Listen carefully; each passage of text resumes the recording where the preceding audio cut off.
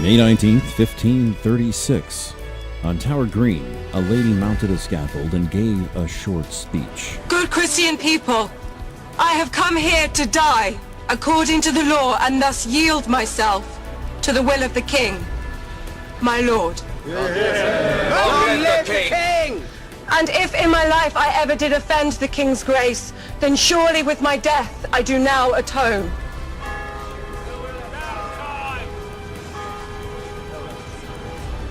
I pray and beseech you all to pray for the life of the king. My sovereign lord and yours, who is one of the best princes on the face of the earth, who has always treated me so well. Wherefore I submit to death with a good will, humbly asking pardon of all the world. If anyone should take up my case, I ask them only to judge it kindly. The lady shortly after got her head separated from her body with a sword. Her name was Anne Boleyn, the second wife of Henry VIII, King of England. Almost 3 years earlier, she had been crowned Queen of England with a 1,000-gun salute, and now only one marked her death. So how did a queen fall from grace so quickly? Anne was believed to be born around 1507, and after being raised at Hever Castle, the family home, she was moved to the court of Margaret of Austria in 1513. She was brought up there alongside future rulers and the most noble children in Europe. At her court, she learned French, manners, fashion, dancing, singing, writing poetry and prose, to ride a horse, shoot a bow and arrow, and play a variety of musical instruments. Anne would also have learned how to perform a mask or disguising, one of Henry VIII's favorite entertainments. She learned the art of courtly love such as was done in Arthurian tales. Anne moved courts to England in 1521 at about 15 years old. Formally, she became one of Catherine of Aragon's ladies, the current queen. Mostly Anne was with Mary, Duchess of Suffolk and Henry VIII's sister. Henry would go to this circle for his mistresses, as those around Catherine were older and stricter, while those glittering around Mary were younger and more beautiful individuals. Anne had been practicing courtly love with the married poet Thomas Wyatt, and was also the daughter of a leading diplomat, as well as the sister of the king's mistress, Mary Boleyn, putting Anne in a very strange position. Henry Percy, the next Earl of Northumberland, had pursued her and expressed interest in marrying her. Ironically, the King's Council found Anne unworthy of marrying such a high lord. She was sent away from court shortly after in 1523 and returned in late 1525. By 1527, Henry VIII was already asking about his great matter, a divorce from Catherine. By then, Henry and Anne had been sending each other love letters for quite some time. An early letter shows that Henry had offered Anne the position of official mistress. If it pleases you to be my true loyal mistress and friend, to give yourself up to me body and soul, I promise I'll take you as my only mistress. I won't have a thought or an affection for anyone else. If you agree to be my maîtresse en titre, I promise. Anne had other goals. A radical reformist, her quest to become queen included some reformation in England. In 1529, the court in England began considering the king's great matter. While they waited on word from Rome, the case relied on one key point, proving Catherine had slept with her first husband. Catherine's first husband, Arthur, had been Henry's older brother, and according to biblical law, a man couldn't marry his brother's widow. Catherine testified then that she had never slept with Arthur, and her and Henry received papal dispensation to marry. The court, however, must now prove that she had slept with his brother, and their strongest evidence was the word of that deceased brother. He said, "Willoughby, I'm thirsty. Bring me a cup of ale. Last night, I was in the midst of Spain."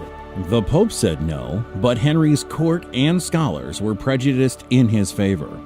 Henry had been introduced to a book of ideas called The Obedience of the Christian Man and How Christian Rulers Ought to Govern by William Tyndale. It had been in Anne's possession and the idea that the king should be the sole ruler in his country, not sharing with the Pope, appealed to him. Henry and Catherine's marriage formally ended in June of 1531, with Henry moving court and with Anne leaving Catherine behind.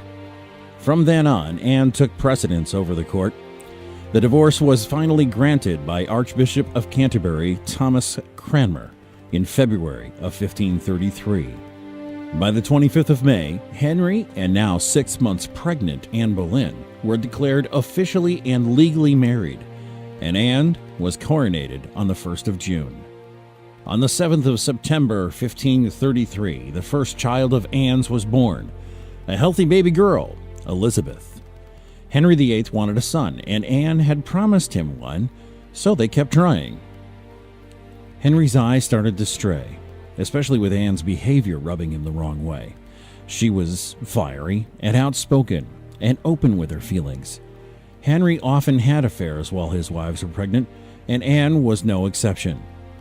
Once, she discovered he had other women during a pregnancy and confronted him, and he responded harshly. You must shut your eyes and endure, like your betters have done before you. Anne sometimes found humor in this. Once, at a banquet while talking to an ambassador, she suddenly burst out laughing. When asked if she had been laughing at the ambassador, she corrected him, explaining that the king had gone to fetch a guest for her and seen a pretty woman and forgot about the whole thing. Anne became desperate to hold on to Henry.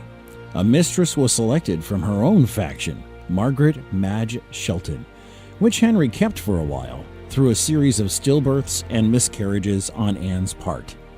Anne was slipping from control, and she didn't like it one bit. By 1535, Henry had met Jane Seymour and, unknowingly, all but sealed Anne's fate. Jane was everything Anne was not: less radical, quiet, submissive, and fair where Anne was dark. She was, to Henry, the perfect queen. In January of 1536, Catherine of Aragon died. In response, Henry threw a ball at Greenwich, and him and Anne dressed in yellow, holding Elizabeth's shoulder high. And despite the celebration, Anne miscarried soon after.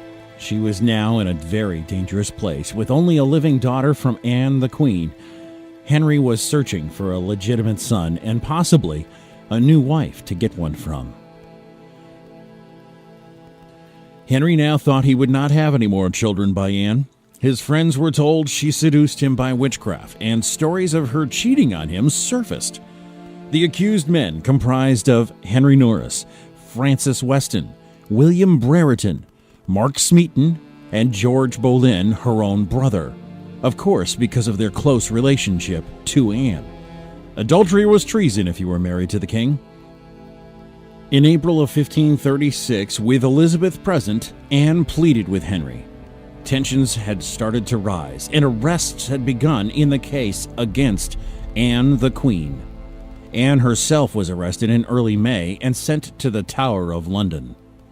In prison, Anne went into fits of hysterics and almost until the bitter end believed that Henry would reprieve her, send her to a nunnery or into exile. She insisted he was doing this to test her devotion. The trials had been decided before they began. Dates of the affairs had been fabricated and were clearly false, and the 5 men accused were executed on May 17th. 2 more had been accused, but they were acquitted.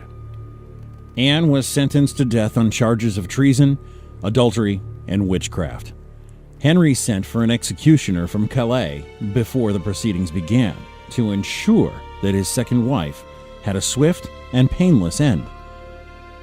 Near to the date, Anne became strangely happy. She made jokes while in prison about what would happen. Yes, I heard the executioner was very good. And in any case, I have only a little neck. May 19th, 1536, she went to the scaffold. She took off her hood and cloak, put on a white cap to hold her hair, and after giving a brief speech, kneeled and prayed quietly as the executioner took out his sword and took off her head with one stroke. She was buried by her brother, and her daughter Elizabeth went on to be one of the greatest monarchs England has ever known.